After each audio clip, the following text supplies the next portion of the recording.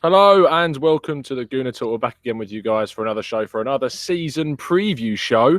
I'm recording outside, as you can see, and I thought, why not? It is one of the best days of the year. I thought a lot cooler than it was yesterday. I'm joined by the man who I'm sure was sweating one out in the gym. How are you doing, Kenny? I haven't been to the gym today. It's been like pandemonium in the last few days. It was my wedding anniversary yesterday, so Congratulations. me and my wife went out, had a meal. Then we came back to pandemonium because we got the Women's World Cup. I watched the Germany-Sweden game, watched the cricket, Australia versus New Zealand and Afghanistan and Pakistan. Obviously, there was more. It was a bit more peaceful here in my home than it was in Headingley, where there was a few bits of local rivalry there. And this week, it's been like, who are we going to sign? Speculation, cronky process, which we've got a lot of talk about, but it's your show, so you set the agenda. 100%, mate. And as you said, we have got loads to talk about. Obviously, we've already done one of these with lead judges. If you want to go check that out, you can go look back through, scroll through the videos, and you'll find the season preview with lead judges. But it'd be interesting to see where you differ on your views, Kenny. So I'll start off with a simple question. At this stage of the season, no signings yet made, but there's certainly some in the pipeline. How optimistic are you come August 11th? I'm quite optimistic because I think you've got to realise, right? June's a time when a lot of the players are on holiday. You know, a lot of clubs ain't going to do their business. The business starts tomorrow. Tomorrow and next week. That's when teams come back from their pre-season. Got to realise that Arsenal fans as well. Remember, we've got our kit launch tomorrow, which is supersedes everything. So I'll ask fans to be patient.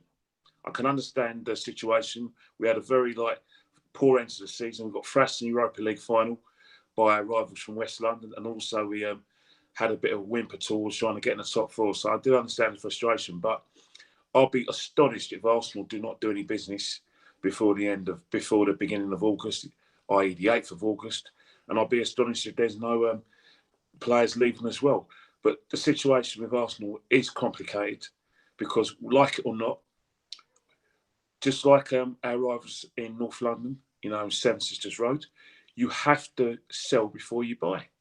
And Arsenal are going to have to make some big decisions. It's no good having players and saying, I want this player and that player and that player. You have to reduce the budget. Remember, we're under FFP, so I'm quietly optimistic. If you're quietly optimistic and we're thinking about signing's certainly something that makes things more optimistic as we go through the season. The players that are being linked to us at the moment, we know that we need to strengthen in our centre-back area. We've been linked with a few of those. We know that left-back was definitely an area being linked with Kieran Tierney. I discussed with Lee his thoughts on Kieran Tierney. Is he someone that you know too much about, or would you be happy for him to sign and replace the likes of Kolasinac? Most importantly, I'll definitely like Kieran Tierney because Kieran Tierney's he's a player that is very good attacking wise. It's something we've missed. However, my biggest concern is his injuries and his defensive time. But he'll learn that in time. You've got a manager who's very defensive in Unai Emery, so I'm expecting Kieran to, like I said, be a good sign if we can get him. I'm trying to be all professional and cut my mic when you're talking, and then you cut off. I just don't want to expect you to, and I'm like, no, don't cut your mic. Don't cut your mic. Leave your mic on. It's so much. It's summer day. There's bird song. There's a little bit of breeze. I'm just worried people are going to hear it. Right? Look, leave your mic on. Make it natural. Remember, you've got to realise that a lot of people, professional people, they interview people in all sorts of conditions. Leave your mic on, mate. Cheers, mate. Cheers. As I said before, in terms of Kieran. Kieran's very good attacking wise. He does have some injury concerns that, like I said, probably would concern some of our fans. But, we are going to get a good player for the future, and he's going to be playing in a better team than Celtic. So I'm expecting him to, like I said, be a good addition to the squad. One of the things we've missed a lot with Monreal probably getting to the end of his career and of Kolasinac not being a natural left back is so natural in that position.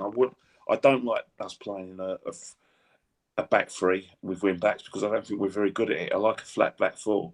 So we play a flat back four. I think that Kieran Tierney is the player that we're looking for. I think he's certainly someone that's going to provide us with a lot more crossing abilities. Passing's a lot better than what Kolasinac is. He does it from different positions across the pitch. Did a tactical breakdown on him, which you can go check out as well, which obviously showed the different type of crossing that he provides compared to Kolasinac. The Europa League final, 4 crosses that Kolasinac made, all were blocked, all didn't go to any of the players. Whereas Kieran Tierney, you look at what he did in the Old Firm derby, crosses were in much more unstable positions. They were creating more danger. And I think he would just add that little bit of edge that we've needed to that position that we've been lacking for a little bit.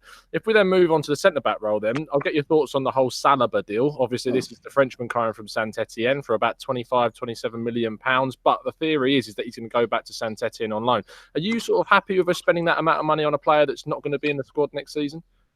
The thing about it, right, is that it's 50-50 really, because I think what's happening is fans, a lot of Arsenal fans and football fans, want a player to play right now, and I do understand that.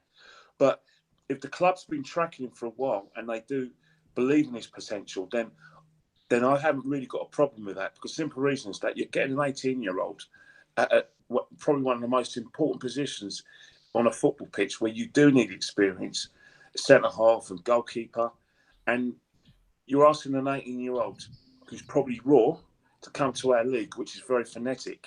Personally, I think that's going to be too much for the boy. And personally, I think what's happened, if he's one for the future, I haven't got a problem with him getting loaned back to get more first-team experience at his club. And then when he comes back, he's ready. Because what's the difference? It's no different to what we do now. We've got a player like Reiss Nelson. We think he's could be the player for the future, but we don't know. So we want to get him to get some experience. We sent him to Hoffenheim. The same thing we did with Smith Rowe as well. They're in and around the first team, but you're not going to play them. So get them first team football. So I haven't got a problem with that. Yeah. Personally, in my opinion, I would have liked as well someone who's ready-made with experience and go straight in the team, because that's an area where I think we do struggle. In fact, it shouts that we struggle in defence. But there's other areas of the pitch that cause me concern as well. But in terms of Saliba, he's definitely going to be one for the future. We highly rate him. Tottenham are after him as well, so they like the player as well. But experience has to come from playing football matches. It can't come from just watching on the bench and playing in the reserve games and playing the cup game. We want him to come back next season fresh and ready for action. So I'm fully accepting of that situation if it happens like that. Yeah, 100%, mate. I think when we look at someone like Saliba, he is, as you said, one for the future. I think it's worth probably spending the amount of money, even if we have to spend him on loan, because it's going to be one of those where we sort of really benefit from him when he's joining the squad. Because as we said, he's so highly rated that clearly if we're willing to let him go back on loan, they must be thinking that this guy is going to be someone that's going to take on the Arsenal defence for the next 5, 6 or whatever he is. If we then think about, as you say, we need someone of experience, the player of experience is being linked to and Premier League experience is that of Wilfried Zaha. The last couple of days or so, this has really sort of ramped up in terms of how much we think we're going to be able to sign him for. If we are going to sign him, it's going to have to be in the region of £80 million, which for me, when you think about our budget, seems absolutely ludicrous. And then you've got the alternative to that, which is Ryan Fraser. And he's also someone being linked to with like a £30 million move, which definitely seems a lot more reasonable than the £80 million that you would see for Louis Zaha. I keep saying Louis Zaha. Yeah, it's Wilfried. I made that mistake as well. It's so many times, so easily done. And for Wilfried Zaha to be this guy, we'd have to spend so much money on him to bring him in. So if say I said to you, we are going to sign Zaha for 80 million quid, would you say that's good business, or do you think it's absolutely extortionate? Well, the thing about it is that you've got to realise, right, is that Palace don't want to sell the player. And if Palace don't want to sell the player, then they're going to put a high price on him. They didn't particularly want to sell Aaron Wan-Bissaka. But, the player, it made good business sense in terms of he's a young lad. He's only played one season, although he's got fantastic potential. So selling him now and getting the money for him was a good idea, because you don't know if he played at Crystal Palace next season, had a few injuries or lost a bit of form. So I'm not convinced he would have. His value would have gone down. So it's good business for Crystal Palace. But in terms of Wilfried Zaha, Crystal Palace have got to think the biggest thing. They don't want to lose too many players. Remember, they've lost their, probably I think someone who's been the best right back in the country, and they're going to lose their star player. That's not a really good sell to your fans. And, they feel that they don't need to sell. So they're well within their rights to put that package up to 80 million. Yeah. In terms of the player we're going to get, in terms of Arsenal playing it, you've got to realise now, we are going to be paying them prices for certain players, because clubs are going to see us coming now because we are desperate. We need to be in that top 4.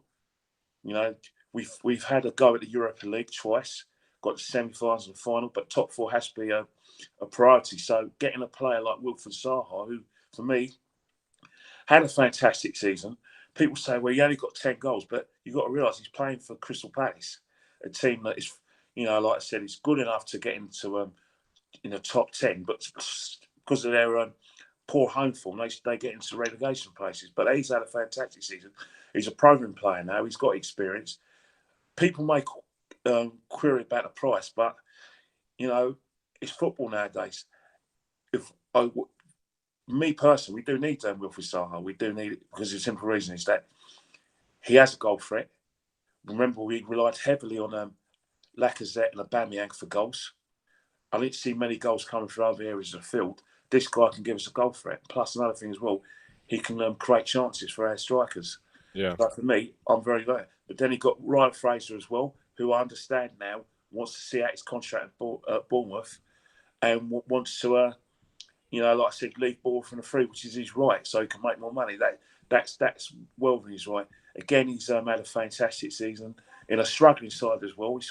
He's had more assists than Wilfried. Yeah, and he's had more goal threats output than Wilfried. However, in terms of what we need, I think Wilfried's a superior player.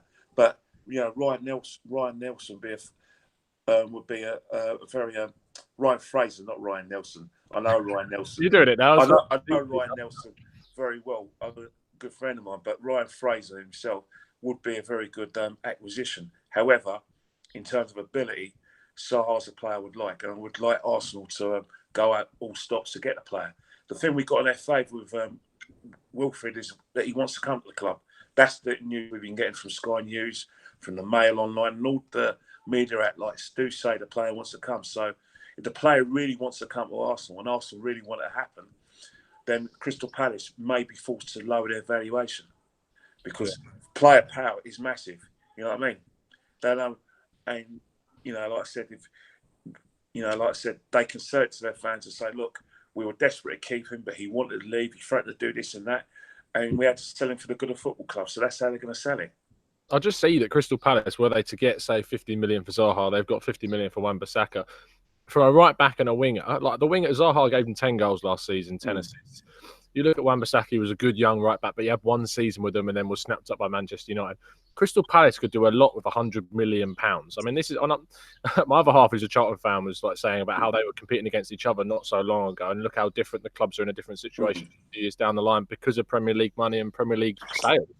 And if you look at what 100 million could do for Palace, they could sign players in different positions. They definitely need a booster in their centre-back area as well. I think that it's one of those things that if the player wants to leave, you can get a big fee for him this summer. Do it, because what happens next season if he has absolute stinker and he's worth half the amount that you were charging for him?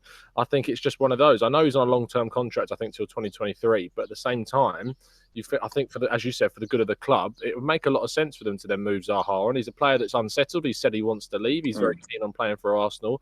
So the logistics of the deal on his side of things makes sense. I also think financially it works a lot in Palace's favour just to reduce their asking price a bit, because the only club going in for him at the moment seemingly is us. There isn't really anyone else going in for Zaha, because there are better options out there. I mean, if you look at some of the players that have moved around Europe this season, there's players been going for a lot less than what are being asked for Wilfried Zaha, who's paid so much more than that. So it's very difficult to judge that one. I see what you're saying about Ryan Fraser. I think for me, he makes more sense because of the finance side of things. If you say he wants to see out the end of his contract, then I'm not sure whether Arsenal will be in the market for him at that point. Maybe we would have already replaced that wing option by then. I think he'll also be he's going into his late 20s at that point as well. So you've got to think about those two things. I think we probably would have moved on to someone else if he does choose to stay on.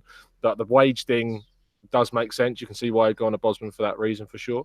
But if we move on then talk about sort of the formation that you think we should be into next season, we started playing with so many times a back three with two wing backs, be it Bellerin or Maitland-Niles or Kolasinac.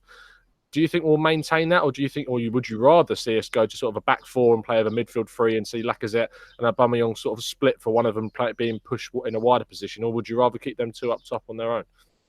I think what's happened is that we got found out a lot. I think Unai Emery, when he first came to the football club, he knew he didn't have the players to play the formation he wanted. So what he did is that he basically said, right, I'm gonna play to these players' strengths and get the best out I could out of them. And I think when things were working, and we're getting a bit of luck, is when we went in that 22 match unbeaten run. When we got found out by Southampton, that's when Unai Emery struggled. He also struggled when we lost Ramsey in terms of midfield. I thought midfield was very weak without Aaron Ramsey in terms of him, the goal output, and also the counter attack where we can hit teams.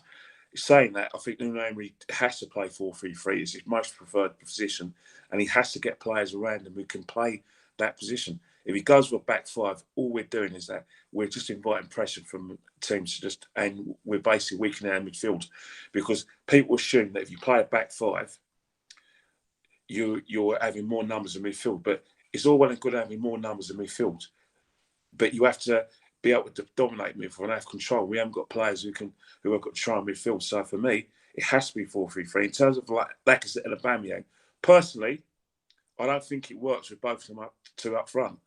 But it's a quagmire, isn't it? Where the goal, if you leave one out, you've taken away one of the goals. And I think that's why I'm very much in favour of getting the players like the Luis Suarez of the world, the Pepes of the world, who can give us a goal threat where you didn't have to play them all the time. Also, I would like another forward just to support the two players. But saying that, my personal opinion, I don't like both of them playing in the same team, because when it works, it works. But in terms of us trying to get the top four, that's not going to work. So for me, only one of them's got to play. I agree with you. In the 4-3-3. Now, at the moment, Aubameyang's the man in possession. But then again, if you play Aubameyang, you leave Lacazette out. Lacazette gives us more as a footballer than Aubameyang does, because Lacazette will bring the midfield into play. Lacazette makes the better runs. Lacazette can play with his back to goal, and he can create something out of nothing. I'm not saying that Pierre can't do that, but as a superior footballer, the way we need to play, especially in the Premiership as well, you're going to need a player like Lacazette than you would need an Aubameyang. Aubameyang will get you goals, no doubt about it. But with me, if you're playing 4-3-3 and Aubameyang's the main target, I generally think that he will struggle on his own without his mate Lacazette. But it's the way forward. Yeah, I think it seems so easily when you play with Lacazette and Aubameyang up top. The teams have worked out if you cut off the service to those two, you completely remove all the threat from Arsenal. For whatever reason it happens, it does. You saw it in the Europa League final. Chelsea completely cut off the links between the midfield and with the likes of Lacazette and Aubameyang. Even like the likes of Kolasinac and Maitland-Niles down the wing couldn't get any balls in there because they were closed down and blocked way before any threat started to materialise. So I think we do need to become more unpredictable if we are going to play with those two. I would push Aubameyang out wide. I also think I'd rotate them a lot more than we did see last season. But people like seeing them play together. They said they like playing together, and you want to sort of be privy to that. But at the same time, you have to think about the good of the team in making that decision. So I completely understand. And so then in terms of the back four, then, would you go to a back four or would you remain with a back three? Now, back four all day long, because I think the thing with the back four is that you want orthodox football. Back three, you have numbers, but you have numbers for numbers' sake. Another thing as well is that we need to get a right back to supplement Hector. Hector has had a cruciate knee injury. Everyone says he's going to be back soon and never. Not at all. I'm not sure about. Remember, he's had 2 injuries last season. He's had his groin, and we rushed him back, and he had his cruciate. He's not going to be ready for August. It's not going to happen. So what we need to do is we need to be looking at an orthodox right back. Now, we haven't got one of those. If we bring back Callum from Fulham, then maybe he can play that position. I'd rather play Callum there than I would make Ainsley, because Ainsley's more of a midfielder.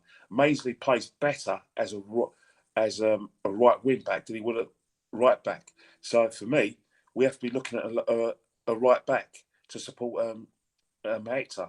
In terms of left back, well, we talked about Tierney. In terms of right mid sort of centre halves, again, Koscielny's been making noises about wanting to leave the football club. I don't know if he's had any lucrative offers, or maybe he feels that his leg, in terms of like his Achilles, may not hold up for another couple of seasons because of Achilles. Maybe if he goes to like Germany or goes back to France, he'll be able to play in a sort of league that's not less frenetic. And then we got Socrates as well. He's on his way out. So in terms of that, it is worrying who we're going to play at the centre back. You've already mentioned Saliba, but we know the same alone. I would like Lewis Dunk there because I think he's a stopper. That's something we've needed for a while. People say, "Well, he's only Lewis Dunk. He played for Brighton. He's not a big name." But Van Dijk was at Celtic. Exactly. Then he went to Southampton, and now he's turned himself into a £75 million defender. And he's won the Champions League just now. You don't know. You have to try these sort of things. You know what I mean? And surround them with good players. I think that's the area we need to look at. Socrates had a good season, but he's 31, and I don't think he's long term what we need.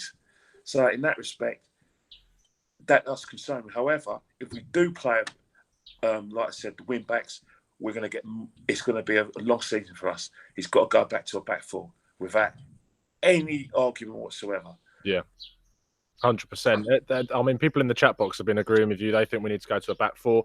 They do think we need some variation, though. Some people are saying that we need to go to like a 4-4-2 in away game, to a 4-3-3, more of an attacking stance at home. The only issue I take with going to a 4-4-2 away from home is that you, again, make it very easy to become predictable and cut off the supply to the two strikers. If you're going to play with that, then we need to have some more additions into those wide midfield positions to provide us with that danger and that creativity. Yeah, I totally agree.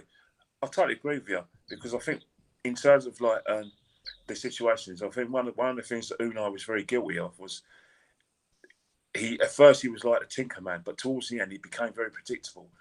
And if you look at our performances away at Wolves and Leicester, we got easily beaten there because, you know, there wasn't any threat from the midfield and we were very predictable.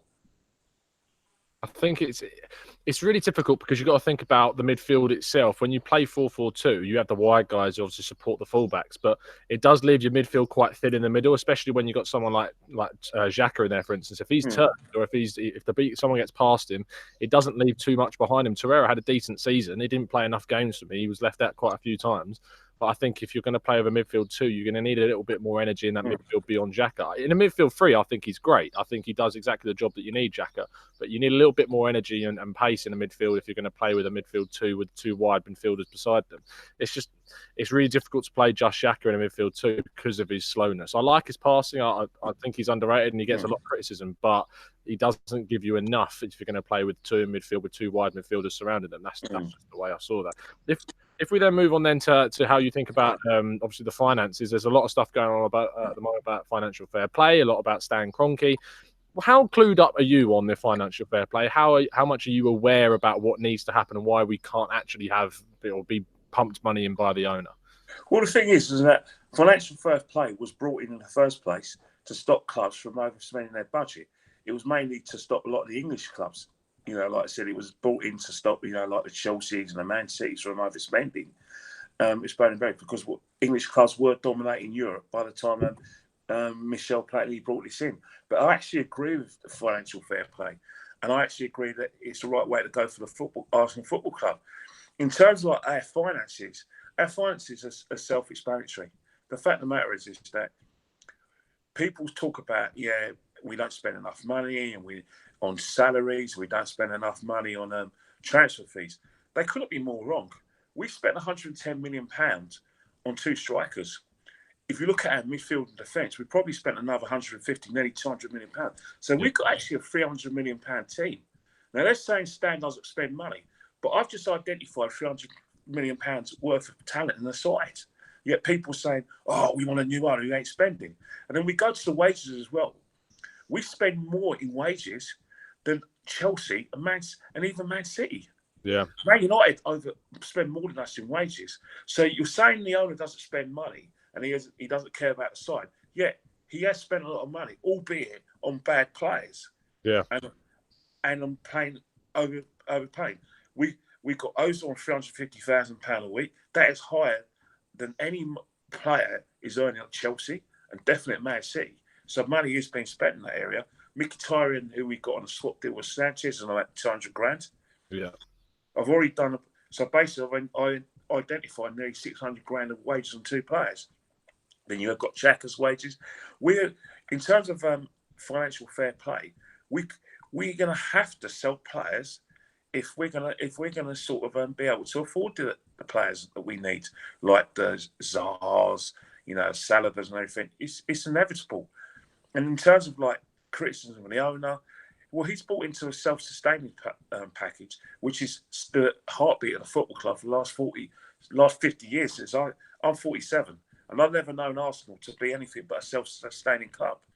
Under the Hillwoods, with Dennis, then his son Peter, late Peter, God bless his soul, they were always a conservative club in the way they did business, and that hasn't changed. And our owner bought into it. Let's get something right, correct something. Stan Kroenke has been our owner for only since 2018, which means he hasn't been our owner for the full year. Before that, he was our majority shareholder. So if you're a majority shareholder with 67% of the shares, you have to consult with your other shareholders. Doesn't matter how many shares these other shareholders hold, you have to consult. You don't actually make decisions. You have a board meeting where you have a brainstorming of ideas from other members of the board, and then you make decisions. So in terms of Stan, we don't know what Stan's going to do because he's only been full controller for that period. And then you've got the situation in terms of Stan himself. He's seen how we've wasted money on salaries, on bad buys, players running down the contracts. We're in the last year of the contract. We're trying to sell them. We can't flog them. Ramsey's left on a free. Alexis Sanchez had to do a swap deal. Mesut Ozil took it down to the 11th hour. He's on £350,000 a week without a return, by the way. And that's not a dig at the player itself. It's just a fact. Yeah. If I was Stan Kroenke, why would I pump money into this club? Let's not forget that Josh sacked about 20 plus staff last year because they weren't doing their jobs properly. And that included our manager, Arsene Wenger. So let's be honest. We've only had Raul for a year. So let's give Raul some time. Let's give Kroenke some time in terms of like getting the ship settled, because they've inherited a mess. Now, I fully respect people's opinions. I respect the fact that they're not patient and they think the club isn't being well run. But let me give them a few facts as well about Man City and Chelsea. Man City and Chelsea had to spend that money. I'll tell you, let's start with Chelsea. They were in serious debt when Abramovich bought them, where he took complete control of the debt. They had the Chelsea Village where Ken Bates tried something which nearly ran him at the ground. They hadn't won the title for 50 years. So trying to attract players from all over the world to a club in London where you're not even the third best club in London. You had Arsenal just won a double. You're trying to attract these big players. Of course, you've got to spend money. So isn't it any wonder that Abramovich, they've had this success? Because they had to do it. Man City, come on. Man United are synonymous with Manchester, not Man City. 10 years before this Mansours bought Man City, they were in the third tier of English football. So you're trying to attract the best players in the world to that thing. They got Robinho in 2008, 2009, and he was the catalyst, but it still was a bit of a struggle. You've got to spend. Yeah. Now, our situation is different. We're asking our owner to do what these clubs had to do. Yes, I understand we got to go with a going rate, but let's get it right. We have gone with a going rate. We have bought good top players, but they haven't worked out. And we have given bad players huge contracts. He is spending money. And the world is spending money. Yeah. So what are the fans complaining about? Do they want us to go down a Man City and Man United road and Chelsea road without realising that their situation is different? It isn't a guarantee you spend all this money that you're going to get great players. Man United have got bottomless pit of money. They are Man United. They're doing what they did in the 80s, where they put money before success. So because of their sponsorship, because of the Man United name all over the Asia, Australia and Africa, the money's always going to be there. We're different. Let us just be Arsenal. Let's not try and be other clubs where we're going to try and spend money like them, where we can't afford to spend big money. Then it doesn't work out. Let's just get the right players. Let's spend money on getting the right people behind the scenes. Let's get our scouting sorted out properly. Let's get our academy sorted out. And then when we get those two things sorted out and we are better than Man United, better than Chelsea, better than Man City, better than Liverpool, we'll be able to compete with them again. That's how we're going to do it. Yeah, 100%. I think that's a really good place to actually finish things off, Kenny, mate. So I much appreciate you coming on, pal. Good stuff. I think you've educated a lot of people, so I appreciate that, mate. I really appreciate it. Like I said, enjoy the rest of your day. It's a lovely day outside. It's not quite 35 degrees what it was like yesterday, Tom. And so everyone who's watching this, thank you for your patience. Remember, it's always good to talk, and it's always a pleasure to talk with you, Tom, and also to have people watching our podcasts. Yeah, I appreciate it, mate. Well said. I think I much appreciate you coming on as always. And obviously, you'll see Kenny Ken throughout the season as we go through our season match review. So if you've enjoyed it, please give it a like. If you want to see a little bit more of Kenny and myself, give the show a subscription. You definitely will do. We'll see you again very, very soon. And as always, up the Arsenal. Up the Arsenal.